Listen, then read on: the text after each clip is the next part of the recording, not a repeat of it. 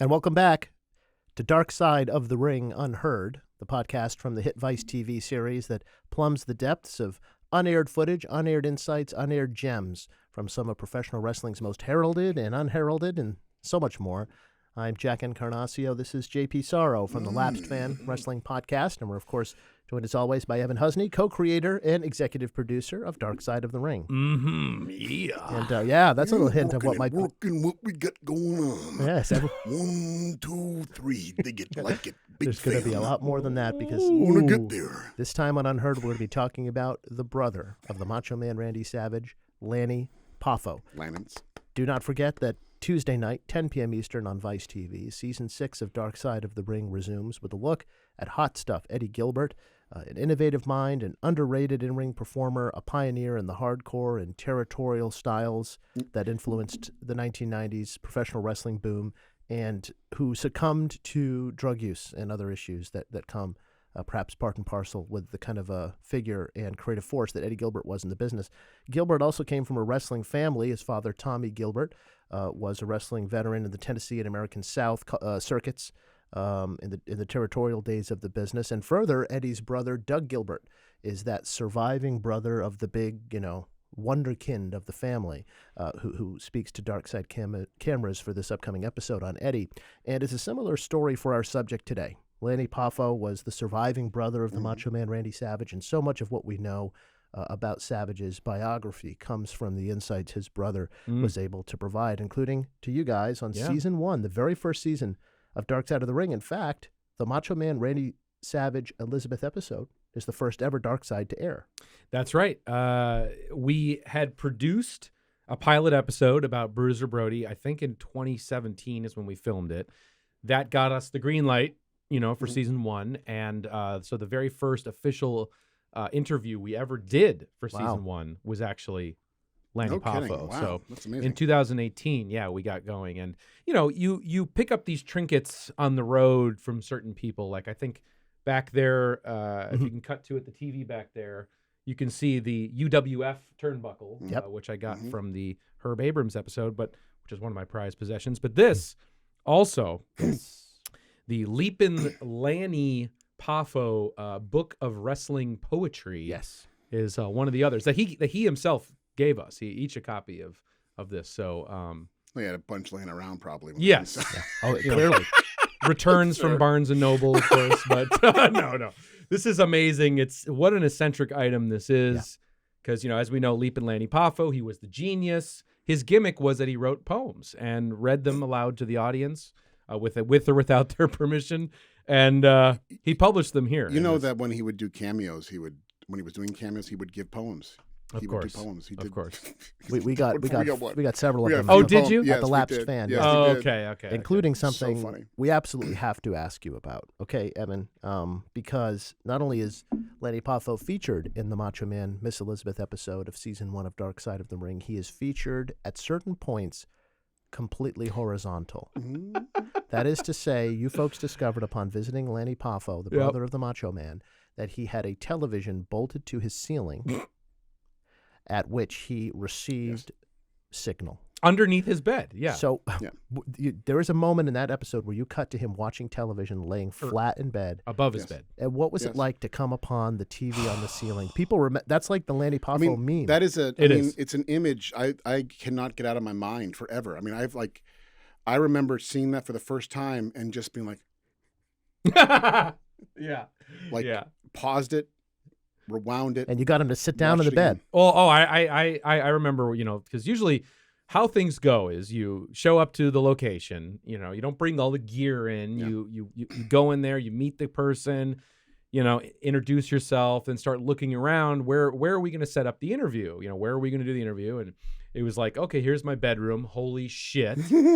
And, here it is, a TV mounted to the ceiling straight above his bed. So he could lay down, in bed and have a TV. The arms completely still by his side. Yeah, I know. All right.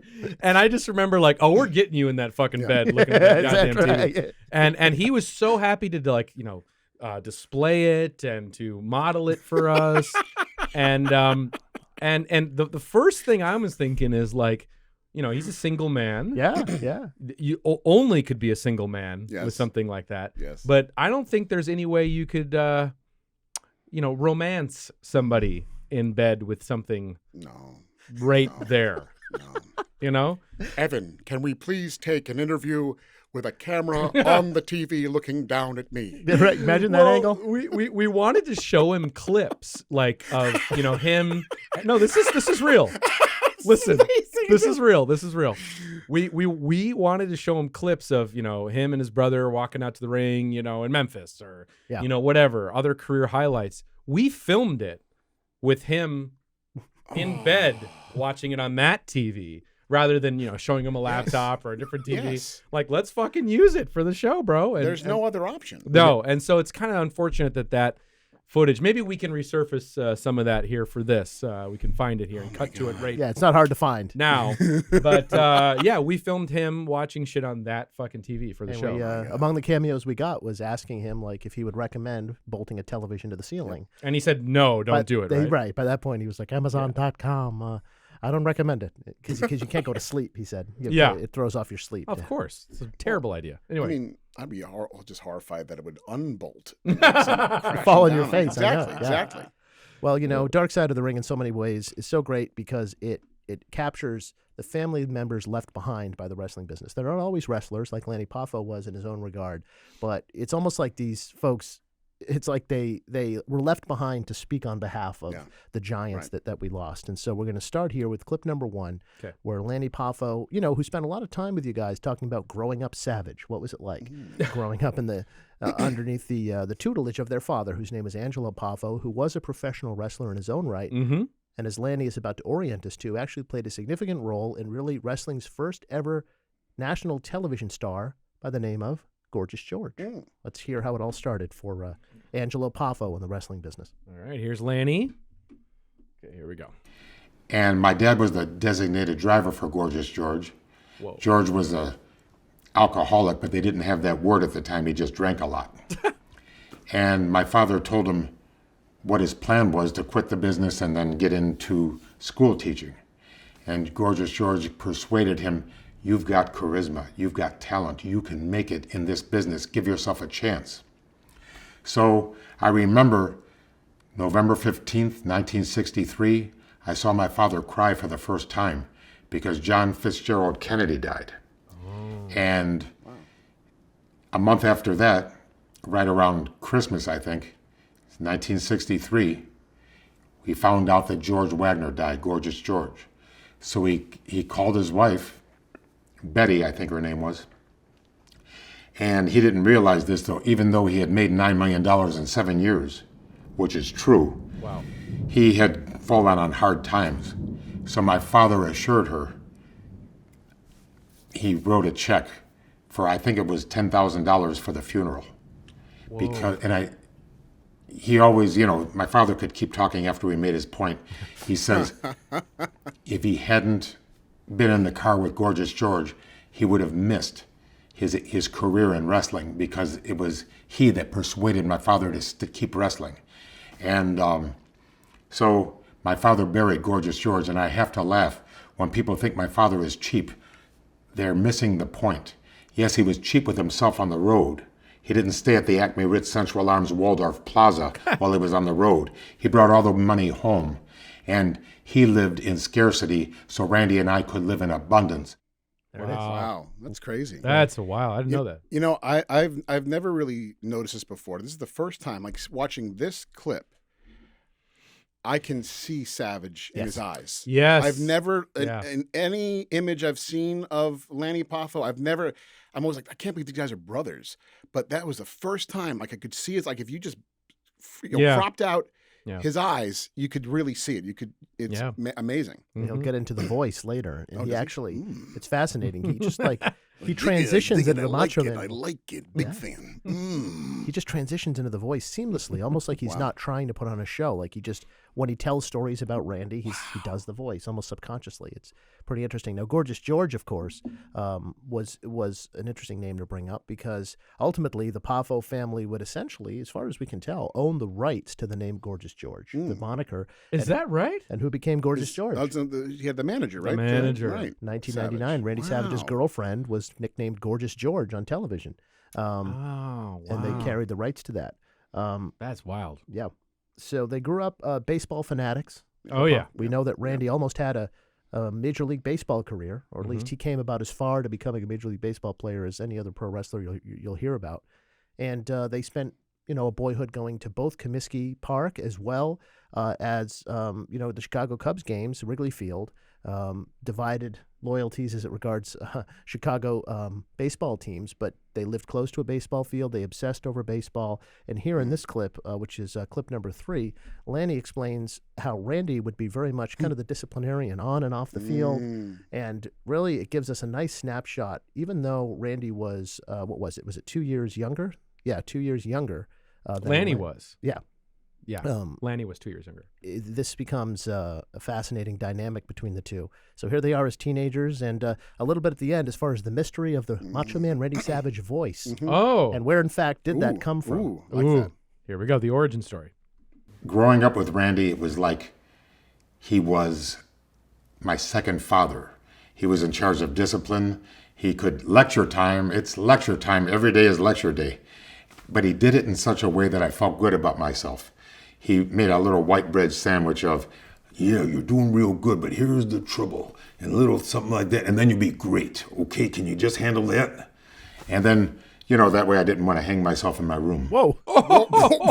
Excuse Jesus. me? He looks right in the camera. He says that several times. Like, in other words, like if he criticized me too harshly, I would have taken my own life. That's unbelievable. Oh, well, that kind of hints at maybe some other Yeah. dynamics that were at Yeah. play there between them. But okay, here we go. I backed it up a little. Great. Okay, can you just handle that? And then, that way I didn't want to hang myself in my room. Or that's really dry humor. The way he says it too, like he's just nodding, like that's a normal thing. Yeah. Yeah, like Yeah, very much. Yeah, very much. Right, Very much. exactly. In my teenage years, what was it like being with Randy as a brother? I would ask him sometimes, if he scored with that girl, and he would tell me things like, a person's reputation is all they have. So if I did or didn't score, I wouldn't tell you, and I wouldn't tell anybody, because it might get back. Ooh, yeah. So he was serious about that type of thing. yeah. Would he always There it is. even in his teenage years have that quintessential Randy voice? No, he didn't always have that voice. I think it came from marijuana and yelling. And it kind of That's the best. That's the best. I love the honesty in that because he was a big time, stoner, Yeah. and I think the rasp, from that and yelling, he probably was a pretty. Yeah, sometimes I just like to sit back, get it done, put a little one between the lips, smoke it, and then I just sit back and take a nap. That's right. Or not. Maybe you climb to the top of the mountain and you're And going. sometimes I go back up. I say, you know what? There are 2 things I'm going to accomplish.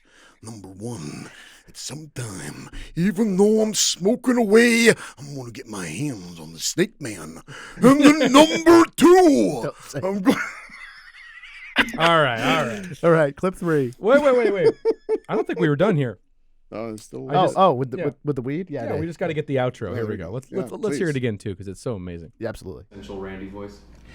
No, he didn't always have that voice. I think it came from marijuana and yelling. And because it kind of got worse as time went on. Amazing. By the way, marijuana spelled MARJUANA for him. There's no I. No I, yeah. Marijuana. Yeah. Marijuana. He was ready Marijuana. with that. He was ready with that line, and that's the secret, I guess. One thing speaking about, Randy and being a stoner. Some like this revealing fact to me that Lanny. I think as we were packing up or something, he would just continuing to fill in the blanks on, Randy. And he was like, you know what Randy's favorite television series was? And I'm thinking like in my head, like, okay, he's, he likes the weed, what's he watching? What kind of humor is he like? I'm thinking like Gillis or something. I was thinking, or like Simpsons. Okay, like what are you about to hit us with? But no, he was like, Randy's favorite show was the Trailer Park Boys. Get the fuck out of here. I know. That's wild. Isn't that amazing? That's wild. Oh, and he just loved Bubbles. And I'm just like, Randy's favorite TV show was Meet the Press. Morning Joe. Meet Okay. the Press Now, Slam. what does that tell us about Randy? I mean, it's just that, I don't know, that because that talks about, his taste and what he dials into as funny. It's very sophisticated to me, his sense of humor. And I don't know, that, I've always looked at Randy as sort of a, no pun intended, genius. Sure. In terms of just like, mastering just the personality end, the charisma end of wrestling, and the fact that he's honing in on a show like the Trailer Park Boys. Yeah. And kind of identifying the brilliance of that show is amazing. It's interesting too, because I can't imagine Randy Savage laughing. I know. Like you think about it. So serious. I can't think of a time I've seen him smile or like laugh. So you'd think immediately it'd have to be something really gritty and serious, and not comedy. NYPD Blue. Yeah, right. Yeah. Big fan of Hill Street Blues. Yeah. Love it. I love Dick Wolf's work. Yeah. Big fan of Dick Wolf. Yeah. Law and Order. Yeah, right. No, Trailer Park Boys, man. How crazy That's is a that? cool insight. How about them That's apples? funny. All right, go ahead. Lanny teaching us so much about the giant that was Randy Savage, but Lanny, of course, has his own story. If you cue up clip 4, we'll get to it. Sure. Lanny breaks into the business as a professional wrestler, just like his brother Randy does. And there comes a point where Lanny is invited to go out to the Los Angeles territory, where a promoter by the name of Mike LaBelle ran the situation. And Rowdy Roddy Piper, another giant, of course, in the history of the business, was a huge heel in that territory against the Guerrero family. Of course, Eddie Guerrero, most people know, but all of his brothers and his father were wrestlers as well. Chavo Sr. Yep. Yep. Absolutely, Chavo Jr. And we have a situation out in L.A. where the thought is that Lanny can come in there. He knew a little bit of Spanish. He'd come in there and be a great heel against the Guerreros, because part of drawing a house back then was to be the heel that would say, borderline racist things about Hispanics to get people to want to show up to see the Guerreros kick his ass. And so this is an opportunity for Lanny, and he gets the call, but the problem was his father, Angelo Poffo, was going into business for himself, starting a wrestling promotion called the ICW down in the Kentucky, Memphis area. And so because he was starting this promotion, family first, he gets called into duty. And this is a theme for Lanny that we're about to hear, kind of a dream deferred. Yeah. Lanny's wrestling dreams always fell to the family priorities and Randy's priorities. Yep, totally. Here we go. What can I tell you about the ICW? That was my albatross for 7 years. And I was in Portland, Oregon, working for Don Owen, and I met Rowdy Roddy Piper. He took a liking to me, and he thought it would be great if I was a heel, a bad guy, a villain, working against the Guerreros, which is great because I speak Spanish, enough to get my face slapped and enough to get heat from the fans. So here I am on the phone with Mike LaBelle, and he says, Roddy Piper, he's not just a wrestler, he's like a son to me, and he said that you've got what it takes, and by God, we're going to bring you in and give you every opportunity to get over. And, sorry. Brother. Watch this. Boom! Take that! Full gallon. Do you think he fucks around? Not at all. For a second? Not at all. He gets full gallon. Listen, all right? That's it. Give me the gallon. Normally we call that a full sip, but it's definitely not a full sip here. All right, here we go. This is what you get in Unheard, by the way. Yeah, right. Let's see. Sorry. It's okay. He's panicking. Doing a Hillary. Brother. What year was this? Oh, You tell me. I think it was 2018. So Sounds right. that doesn't really. God. Wow. Okay. Doing a Hillary. Okay, that should tell you everything you need to know. Here we go. Okay. Do I have to say that again? And Yes, say doing a Hillary again. Say it again. Oh my God, amazing. I was all excited, and I was practicing my Spanish and how I was going to insult the fans. And 2 weeks later, I get a call that we're going to start the ICW, and we're going to go opposition, and we need you to do the thing and be the baby face, and Randy will be the heel. And my photography, my writing, I do the programs. I'm in charge of the picture table, and my father and Randy are gonna fight over the book, and which is, who wrestles, who wins, who loses, and all that storyline stuff. The matchmaker. And I was faced with a very hard job to call up Mike LaBelle and say, thank you for the opportunity, but I can't come in. And what really hurt my feelings. Yeah, that was a perfect dramatic. Really, really zoom. well done. Yeah, nice camera work. You're welcome. Was if he had been a jerk, I would have felt better about myself, but he was so nice about it that it made me feel even worse. And then I had to go to Roddy Piper, and I told him, thank you, but I have to go to the ICW. And he was even more nice about it, and that made me feel even worse. So that's it for Lanny. Hey, I understand the family obligations. You can't hold it against him. Yeah, but wait, so because just for people who don't know, Yeah. the ICW was the sort of Poffo family outlaw wrestling territory. 'Cause Yeah, they going ran into areas that had already been established as belonging to another family. to Memphis, right? Yeah, that's right. So Yeah. so they're starting up this mom and pop organization, and Lanny, no, you can't do that for yourself. You got to come back and work for the family. So you can see how crushing that would have been for him. And as you said, that's a kind of recurring theme, always having to kind of be the lowest position of priority in terms of the family dynamics. And in terms of what could have been, so Absolutely. Like the George Bailey of the Savages. Yeah, sure. Mm. Ooh, you nailed it. there you go. Harry Bailey's going off to war. Yeah, right. Randy Savage AKA going the off to win. WWF. Randy Savage going off to win the world title. But he comes with him. He does. But as Lanny is watching his brother become the Macho Man that we all know, Randy actually changed his name. He started in the business as the Spider. Yes. That was his first wrestling name. Yes. Kind of come back full circle with Spider-Man. Yeah. in 2010. Yeah, Bonesaw knows. Mm. Yeah, and at a certain point, Randy, and it's hard to believe this considering he's one of the best interviews we've ever seen in wrestling, Ever. comes to Lanny with a dilemma, and here clip 5 is going to take us through it.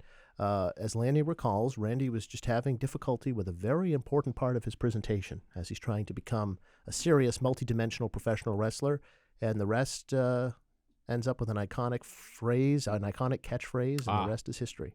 Yes. Here we go. And then he came to me with a serious dilemma. And he never came to me with dilemmas. He would come to me with my dilemma. And he says, you're really a great interview, but I'm not doing well. I just don't feel it. And he told me he had some type of anxiety attacks. He couldn't catch his breath, and he felt insecure, and he couldn't think of anything. And you won't believe it, but the greatest interview in the world was not always that way. Yeah. He came to me with his hat in his hand and said that I was a great interview. Could I help him? Jeez. And I said, well, who's the best interview you've ever seen? Since your gimmick, you've changed your name to Savage. You look like a savage. You wrestle like a savage. Who's the best savage type of interview you've ever seen? And I said, why don't you just steal it? Yeah. And he says, well, I think Courtesy Ikea and I think Pampero Firpo were the best I've ever seen. I said, remember when we were in Hawaii and Pampero Firpo was on the air and about 30 times a day? You are watching #1 station in Hawaii. Oh, yeah. See, he's Armenian, but he was raised in Argentina, and he had a very unique accent that nobody can imitate because that was strictly his. I said, why don't you read that line to me? And he says, you are watching the #1 station in Hawaii. Ooh, yeah. I said, I think Sorry. Yeah, that with the eyes wide. He does have the Randy kind He of. does. He really does have. Yeah, The he eyes has are the hands. there. Yeah. Yeah. He had a beard. Yep. You know? Yep. Yeah, that's a good call. But he's landed on ooh yeah. Yeah. Okay, here we go. I think he's got it. It felt like money. So I said, Randy, that's it. And he spent the next 3 months in the bathroom mirror. And I promise you, he went from the worst to the first. From the zero to the hero. He became the greatest interview I've ever seen. Yes. What is he, a poet, that guy? Yeah, it's almost like he's got away with words. Right? Yeah, Pampero Firpo, also known as the Wild Bull of the Pampas, was this crazy, bearded, wild-eyed heel that would wreak all kinds of havoc in certain wrestling territories. And that's where it came from. And he had that gravel to his voice. I mean, that's wrestling. You know, every trope and trait and iconic thing in wrestling is borrowed from the past. I mean, Hulk Hogan, superstar Billy Graham, That's life right there. Life. And that's literature. That's everything. You know, what do they say? Good writers borrow, great writers steal outright. There you right. go. Yeah, There you go. Exactly. And I always wonder, because, Randy had an untimely passing and wasn't one to do a lot of interviews. I do wonder if he'd agree with this version of where... Yes. I know that he definitely got it from Pampero Firpo. I don't think anyone disputes that. And Randy was alive to dispute it if he wanted to. Whether it was Lanny who came to him and said, I don't know. That's a privileged position to With be his in. hat in his hand. Indeed. Yeah. Well, we'll give Lanny Sure. the benefit of Why the not? doubt for Why this. not? But that's all in the pro wrestling business. It's always worth making that proviso. Exactly. Sure. The For asterisk. sure. Yeah. So let's pull up clip 6 because now Randy Savage is in the WWF. He comes in 1985, starts feuding with Hulk Hogan right away. An absolute superstar from the jump. Oh, yeah. And Lanny follows Randy Savage into the WWF at a time when rock and wrestling was going crazy. The WWF was all over all the TV stations. These guys were big stars. And, essentially, Lanny characterizes it as he being brought into the WWF as a favor to his brother more than anything he accomplished on his own merits necessarily. Oh, yeah. And he starts doing a lot of acrobatics. He was a very gymnastic wrestler. He was able to do a lot of flips at a time. A lot of guys didn't do that. So that gets him noticed. And one time he had worn a suit of armor into the ring in the WWF, like a knight, like a suit medieval knight. I remember that. And he even showed up on the TNT Tuesday Night Titans talk show style format program hosted by Vince McMahon, wearing the armor.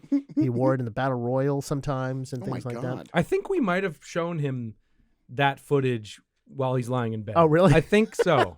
It's possible. Oh, that's tremendous. Yeah. How does a knight fall asleep in armor? Right. You got to be ready. Yeah, right.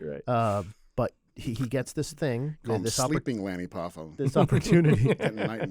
to go on Tuesday Night Titans with Vince. And if you know the show at all, it was short-lived, but this is your chance to really let your character out as a wrestler. Yes. Like, Vince is interviewing you like he's Johnny Carson or something. Well, because also it was really amazing, the format and the idea that it was like a talk show on crack. Oh, yeah. In that instead of having like 2 or 3 guests, it's like you've got like 15 guests on the show, and you're getting all these wrestlers on there to establish themselves. And it was really a brilliant idea. Yeah, in some ways. It was the kind of camp that caught the eye of like Dick Ebersol Right. at NBC and It's a like great that. concept. It's awesome. Yeah. I big fan. So here, Lanny gets a chance to come on TNT, and he doesn't want to be boring, and he's worried because baby faces can sometimes be boring. But he knows with Vince sitting right there, he's got to do something. What if Lanny wrote one of his first signature poems about the suit of armor? Oh my God! Okay. And here we go. I Look into his remember eyes. this. I remember this. Okay, here we go. And it went something like, look back through the annals of history and the Wrestling Hall of Fame, men from all nations with courage to spare who struggled to carve out a name. Now compare these high standards of valor to those chivalrous knights of yore, with bravery staunch as their armor, their glory both legend and lore. My medieval connection with wrestling relives the magnificent past, though mindless skeptics may snicker and scoff, the winner is he who laughs last. Alive with the love of wrestling, I appear on TNT between Vince and Awful Alfred, the hottest show on TV. I'm not your average wrestler, but I wouldn't want to be. I never scream or kiss my arms. I'm happy just being me. I call myself Leaping Lanny. I validate what I say to every single wrestling fan who's watching USA. Yes, I believe in miracles as God has blessed this great land. I believe the referee will soon be raising my hand. So we went to commercial, and Vince McMahon says, Lanny, that was great. From now on, you do a poem before every match. And I try to act blasé about it. But inside I was going, yes, because now I've got a gimmick, and a gimmick that I love. And I loved writing poems before every match. And I loved, especially when I turned villain, I became the genius. It was easier then because I could go to places like Omaha, Nebraska, and write a negative poem about the Cornhuskers because that's all they have. Oh, Because that's all they have. what a shot at Omaha. at the Yeah, end. because that's all they Of have. all fucking places. But remember when he became the genius, the evil genius dressed in like a graduation robe, and he would, he would read from his scroll. It's amazing. That metal scroll was something special. Weird stuff. Really, Weird stuff. Really spectacular. But someone's got to put a fat beat over that, you know? Yeah. And, Oh, my That God. could be yeah. its own little Totally. thing. He should have had a rap album, I think. Is it weird to sit with this guy and he just, without even missing a beat, just recites a poem? Well, yes, but it's amazing. Those moments do happen, and I know, you know, Jason and I, when we were filming this interview, perked up because anytime a wrestler, you know, gets into promo mode or decides to turn it on, so to speak, it's always very exciting. And that was, I remember, in these early days of this show, something we were really hoping that would happen because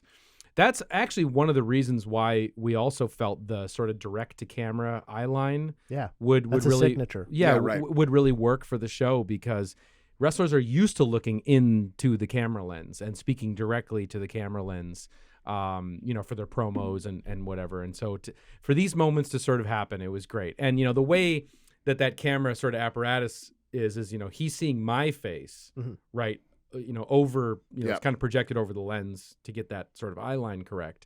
So it's always exciting when they're looking directly at you and going into that mode, so to speak. So, yes, weird, but awesome. But awesome. I mean, he must have delivered that in '85. It must have been, and here he is, just like that.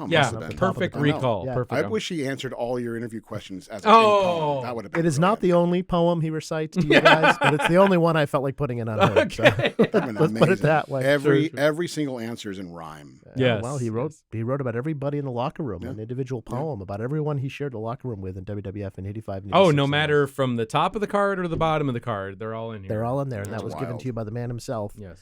So we know that if you could prepare clip 7 here, Sure. that the reason for sitting down with Lanny Poffo was an examination of the relationship between the Macho Man Randy Savage and Miss Elizabeth. Yes. And we know how iconic a pair they were, how troubled a pair they ended up being. And the Sure. episode does a great job plumbing into that and trying to figure out what the source of the tension was between Randy and Elizabeth, you know, just and like the blurred lines of, you know, how their on-screen personas mirrored their off-screen personas. And, you know, we're always fascinated by that sort of aspect of, you know, the wrestling business of like, where does your character start and stop? And, you know, once you turn it on, can you turn it off? And that episode to me, I think really captures that whole phenomenon in wrestling. It very really well. does. And Yeah. I mean, you know, we grew up with Randy and Liz. Of course. The big reunion they had, the match made in Oh. heaven and all that. Absolutely. The most iconic moment ever. I mean, I remember being absolutely, you know, someone told me, it's weird now to think about, like, you know, parents of friends of mine were wrestling fans. So I'd talk with them about wrestling.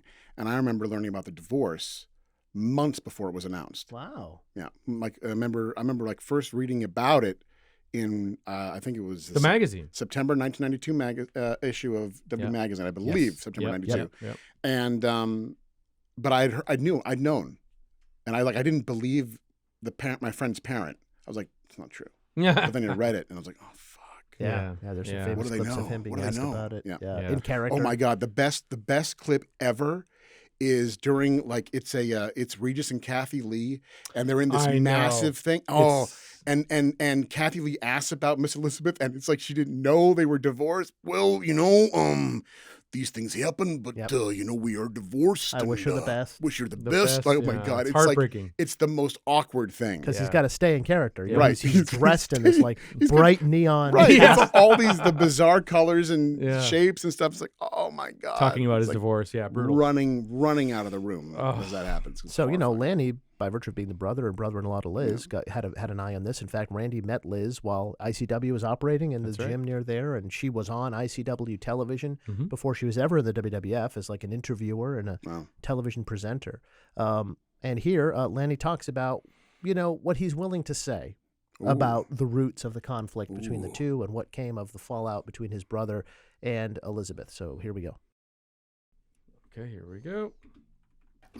I guarantee you, I'm not telling tales out of school, but it was something about Elizabeth. It's always something about Elizabeth. That's what starts everything. If not Elizabeth, it'd be Yoko Ono and the Beatles break up. So breaking up with it's Hulk always Hogan. a woman. Talking about the tension with him and Hulk Hogan. I got you. Right. Always Yoko Ono or the Elizabeth. So you answered your own question. I think it'd be amazing if the issue was that Savage had an issue with Yoko Ono. That'd be hilarious. Oh, Yoko coming in. Yoko's a big problem. They're trying. You know what, Hogan? Yeah. You got lust in your eyes That's for what, Yoko. that's what he said. That's what he said. No, good thing it wasn't for Sonny Ono. But in terms of, if we could pull it back to the beginning. I did. Thank you. Yeah. Because, what's key here is that, and as the episode gets into, if you've seen it, Randy and Hogan have a huge falling out in real life. Right. And the episode, by talking to like Hogan's ex-wife and stuff, kind of gets at how Liz was kind of shacking up with the Hogans while she was trying to get away from Randy. Right. I remember that. Yeah. And this is what Lanny's willing to say about why Hulk Hogan and Randy Savage. Because there's jealousy and there's, who knows, which again mirrored the real storyline. Right. Yeah, you're thinking, you got to ask him this question. This is what he's willing to say about the role Liz did or didn't play in Hogan and Savage's falling out. Right. I guarantee you, I'm not telling tales out of school, but it was something about Elizabeth. It's always something about Elizabeth. That's what starts everything. If not Elizabeth, it'd be Yoko Ono and the Beatles break up. So it's always a woman, and it's always Yoko Ono or the Elizabeth. So you answered your own question. Randy was trying to make it work. Elizabeth wanted out. And she finally got out, got the divorce lawyer, tried to remove as much money from Randy's wallet as she possibly could, and she succeeded. But from that point on, Randy went sky high, and Elizabeth went down circling the drain financially. Jesus. Wow. Wow. Pretty straightforward. Tough words there. Jesus Christ. But he was, dancing. He wasn't willing to go much more into it. He was dancing Yeah. around. He said the key difference between him and Randy is Randy would see a mud puddle and jump in it, and he would try to walk around it. Yeah. There you go. And so the history of the drama with Hogan and Savage, he considered a mud puddle. I always loved them, the DVD, the Hogan 2002 DVD that came out.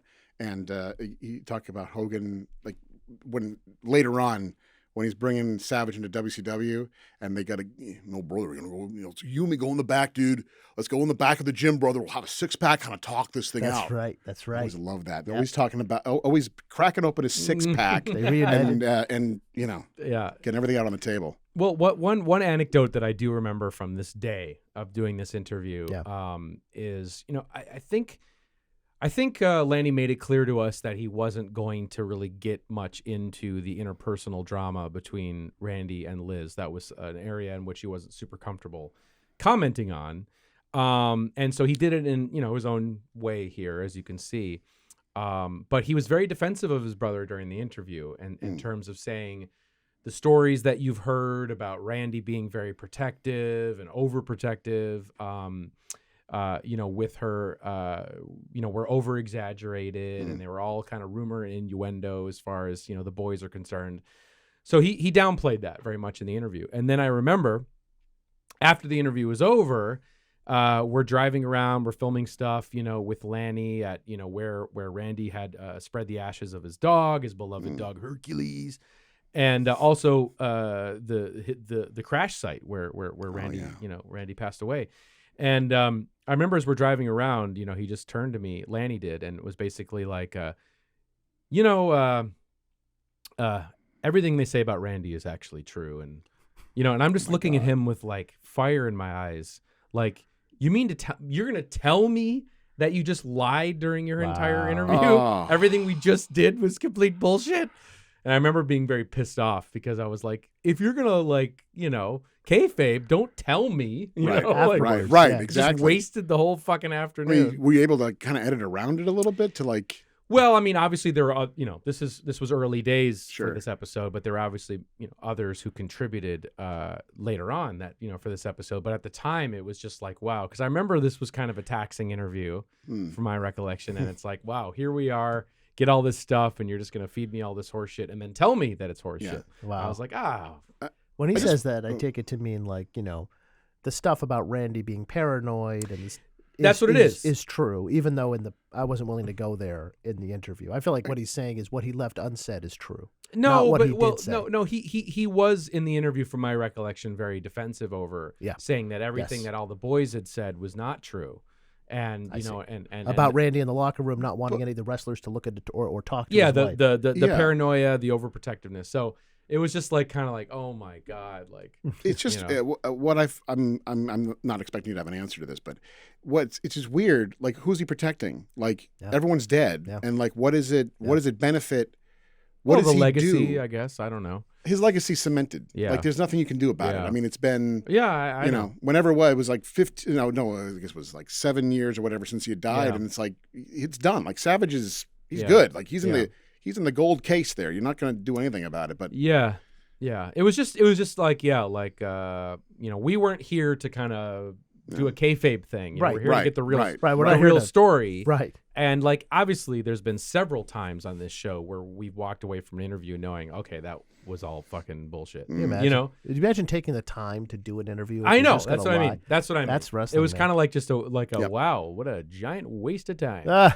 Anyway, love you, Lanny. R.I.P. Indeed. Miss you, but, Indeed. Well, he does get into, because this isn't about Liz and Randy so much here in clip 8, he does get into what he thought was a definitive line in the sand with Randy and WWF, and it was never the same after this to hear Lanny tell it. So he remembers a fallout that Randy and WWF had. It revolved around, again, their beloved father, the patriarch, right. Angelo Poffo. In '87, WWF was going to do a Legends Battle Royal, which you bring the old-timers back and everyone gets in the ring for a hurrah and throws everybody out. To hear Lanny tell it wasn't Vince that had anything to do with this, Vince McMahon. It was more Chief Jay Strongbow, who was a wrestler for the WWF for 20 years and was an agent at the time, someone who would help arrange matches and logistics, and Pat Patterson, who was also a former longtime WWF wrestler in his own right and a guy helping put together the shows. So here comes this Legends Battle Royal in 1987, and here Lanny tells the story about how Randy, who at that point was a really big star for the WWF, really wanted to get Angelo Poffo included in this Legends Battle Royal. And the way it plays out changed Randy Savage forever, to hear Lanny put it, and created an interesting dynamic that would lead to the very tail end of his life. All right, let's take a look. And it was very, very hard for my brother to swallow. And what he did, the very next they told Randy day, Angelo could not be in the Battle Royal. Okay. I was in a town with my brother, and Chief Jay Strongbow comes into the locker room with a broken arm and his arm in a sling. And Randy says, "What happened to you?" And he says, "Well, that Lou Thez threw me over the top rope and I broke my arm." And right in front of the wrestlers, he says, "Lou Thez didn't break your arm. You're fat. You're a disgrace to the business and you broke your own arm." And I thought, is this the way he's going to act? And I told Randy, I said, "You can't act like this." "Why shouldn't I? I was nice to everybody for all those years, and they don't love me. They don't respect me, and they don't respect our family, so F them." He's going to act like that now. So he did. He acted like that now with everybody that he didn't like anymore. And then when my father passed away, March 4th, 2010, Randy got drunk after the funeral. He said, "You were a better son than I was." Wow. Whoa, that's pretty heavy. Sorry. I said, "I don't think I was." He said, "Oh yeah, you were." I said, look what you did for our dad. You gave him that high-end hospital toilet seat. What the fuck? Sorry. What the fuck? Sorry. Okay. Sorry. And that bed that goes, bzz, bzz, bzz, all that. With your credit card, you did all that. You did. And when they were younger, you sent them on first-class trips to Israel, Japan, Hawaii, every place in Europe, until they begged you, please stop sending us places, we're tired. You know, and I said, you were a better son than I was. No, you're a better son because no matter how hard I tried, I couldn't get that battle royal for Dad. Wow. Wow. That's heavy. And you know what's interesting about that, maybe underappreciated or underconsidered, is there's so much speculation over, how did Randy and the WWF, go sideways, because there's a lot of, as we know, heavy, rumor and innuendo about the Stephanie McMahon and all that stuff, whatever. But maybe it's just, obviously, it's always the most simple answer. Maybe it's just the disrespect that was shown towards, his father, because Randy was so, proud of his family and especially, loved his father and wanted his family to be accepted by, the WWF. And I'm sure, Vince, like, Angelo, who, probably had no recollection of, I don't know, I'm speculating, but maybe that is as simple as what it was just the disrespect that was shown towards his family in his eyes, Yeah. Yeah, and the thing about Angelo Poffo, I mean, I'm no expert on his career, but it's not like he had a very remarkable career. It's not like he's like a no-brainer guy that everyone in the industry would consider a legend, but Randy wasn't about to tolerate that. That's his dad, and that's the guy who, as the very first clip we played demonstrated, allowed for the opulence, allowed for them to live in abundance. And that means a lot, no matter what anyone else, no matter what your career is, no matter what he had, any kind of accolades that he had, the idea that he kind of sacrificed his own comfort for his children that's huge. I mean, that makes an imprint on somebody. Right. And as much as Randy Savage, achieved, he felt like he couldn't pay it back. And you're gonna fucking travel.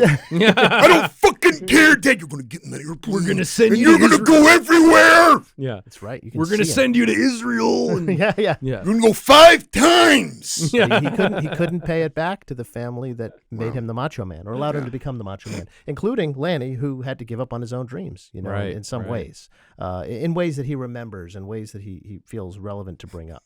So, if we can cue up clip 9, we're going to talk here about the moment for Lanny that he actually gets some agency back in the decision-making, because as we know, Randy the Macho Man Savage was killed after suffering cardiac arrest behind the wheel of a car in Florida and crashing into a tree in 2011. Randy Savage died at the age of 58, and I think any wrestling fan of any vintage will remember that. What a day. horrible day! I remember that day. I remember that. I remember. I thought it was. I almost thought it was a joke. Yeah, it was all over the place too. Yeah, it was a huge news story at the time. Terrible.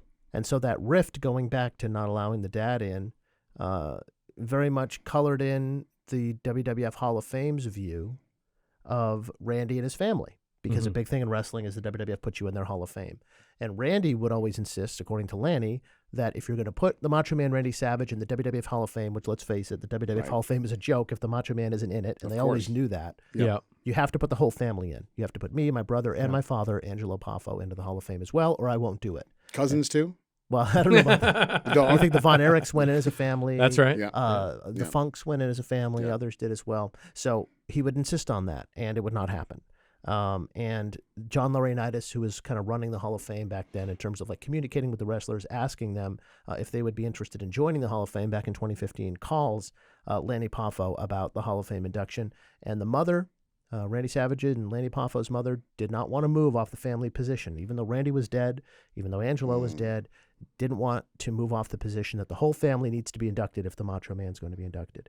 Lanny has a poem about his dear mother in the Leaping Lanny book that I think might be in order here as we serenade her to talk a little bit about it. But it's a family member that he held dear, but the time was now to take that stand. So you do you want me to read his poem? I think I do. Okay. I don't know if I can do the voice. Maybe Lanny should do it in Lanny's voice. Oh, I could do it. You want to do it? Yeah, okay. let's do it. Sorry, here.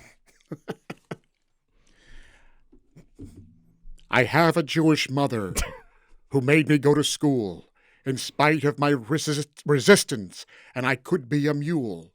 Through years of aggravation, and she was stubborn too. Although not always popular, that's what she had to do. The clock would tick by slowly. Oh, what a price to pay. I finally earned my freedom on graduation day. Now that my book is finished, there's nothing left to do but thank my Jewish mother and tell her I love you. Wow. Look at that. That's wild. Amazing. What a rendition. And that is the last poem in the book. That's it. Is there, I mean, did the WWE ever did they ever say why they weren't willing to induct the whole family? Like, who cares? Like, No, No. they Yeah. never talk about that kind of stuff. But they were sticking to it. They probably had some. I mean, problem. Vince probably, I'm guessing, had some hard line on it. I'm not inducting Lanny in the goddamn Hall of Fame. Yeah. I think it was more. It seemed more about Angelo. It seemed more about the dead. He ain't Yeah. that big of a genius. It's entirely. I think it's more about Angelo. There's something there. Yeah. With the There's dad. some beef. He stepped Old on beef. toes at some point. Sure. Who knows Yeah, what who it knows? is. Yeah. But Randy didn't have the clout to overcome that. But here, as Clip 9 is going to demonstrate, despite his mother saying no, Lanny kind of realizes, Randy's gone, Dad's gone. He doesn't have to be the deferential younger brother Yeah, anymore. this is Lanny taking the power back, and being at the lowest rung of the family hierarchy. Now he's kind of the surviving one, and he's gonna make this call. He's gonna make this call. He's in charge now. I had a vision. I said, my God, I'm the older brother now. So I'm the alpha male because there's no competition. Now I get to make the unpopular decisions. And I remember when I was going to St. Louis, but I had to go to the ICW because I was the younger brother and I was overruled, even though I felt they were dream stealing me.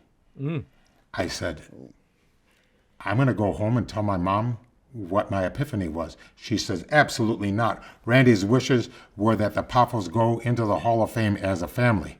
And I said, Mom, I already tried with John Laurinaitis. They don't want to do it. And now, in the words of Spock, the needs of the many outweigh the needs of the few or the one. He would have been great on Star Trek. He would have Lanny been. Poffo. He actually would have been. He would have fit right. I could see it. He would have been a great guest star, like a couple episodes. Yeah. Fantastic. Yeah, right. Yeah. The 4-ton torpedoes might need maintenance. Okay, sorry. I don't know what Star Trek. We are punishing the fans. The promoters, Vince McMahon, the boys, Randy and Lanny and all the boys and all the girls, nobody's more important than the fans. If it weren't for the fans, the sport doesn't exist. You take away the fans, you take away everything. Without demand, there is no supply. So I said to my mother, I'm going to do it anyway. Do you love me or do you not? She says, I still love you, but what about Randy? And I said, well, what about Lanny? When I wanted to go to Los Angeles and I went to the ICW, I said, we are punishing the fans. The fans made Randy the Macho Man. The fans gave Randy the Hall of Fame lifestyle. Randy has to go in the Hall of Fame, and he has to go by himself because that's the only way WWE wants it. And I will give the speech, and I will say in the speech that Randy was not only a great man, but I will tell them that he was a good man too. And I know how good he was. He was a benevolent man. He was a kind person. He had so much goodness in him that the fans need to know that. And what I was proud of that speech, it was the shortest speech they ever had, only 8 minutes. Everybody else goes on ad nauseum Yes. until people are falling asleep. George Burns said, have a great beginning and a great ending and put them as close together as you can, and that's a speech. And that's the speech I gave. I said Randy was good, not just great, because it's nice to be important, but it's more important to be nice. And I wanted people to know how nice he was. Wow. And he did. Lanny Poffo took the stage and said, among other things, in that 2015 Hall of Fame induction, life is too short to hold a grudge. It's time for us to heal. He said he's the older brother. There's no other siblings. Well, yeah, now he's older after being younger. That's what he meant. Oh, he's not a brother He's anymore. not a brother. That's why- Kevin. he's more That's like Kevin Kevin Von Von Erck's Erck's line. You can't take that. I'm Oh, I not, guess maybe that's what. Yeah, you're right. I'm not even a brother anymore. Yeah. But you may have noticed as Lanny was talking, every now and then he'd gesture up with his hands. That WWE Hall of Fame ring was on his finger. saw Yes, that, yes. Very important. What are to you him. doing with my ring? You know, I wasn't sure if I was hearing in the background of this clip and in one of the previous clips that there's like almost like thunder Yeah, I heard that too. I Yeah, heard that and I too. wonder if that's Randy Ooh. trying to correct his brother. Interject. I believe it. I believe that. Correct him in a way that doesn't make him want to hang himself. Yeah, right. But unfortunately, Lanny Poffo did pass away. Yeah. of What a heart failure. segue. Sorry, go ahead. 2023, we lost the genius. Is the mother still alive? No, she passed She passed away before him or after him? I think Before. before? Was it? I don't know. I think it's after because they're talking about putting Randy in the Hall of Fame. Yeah, and he had passed she's on. alive then, but as far Yeah. as he died in 2023, Yeah. Oh no, I think she passed away before Lanny. Yeah, I think so. Yeah, Yeah, not positive, but Yeah. age of 68, Lanny Poffo wild. joining his brother Randy Savage. That will do it for us this week on Unheard. Remember, Dark Side of the Ring Season 6 will return on Tuesday night at 10 p.m. Eastern Time on Vice TV. It is a look at the life and times of Hot Stuff Eddie Gilbert. Yes. And do join us next week on Unheard because, well, we're going to get wild. We're going to get gritty. We're going to get real with a true We're gonna get too cold. high flyer in this business. He is Too Cold Scorpio, and he had a lot to say to Dark Side cameras. So we'll see you next time on Unheard.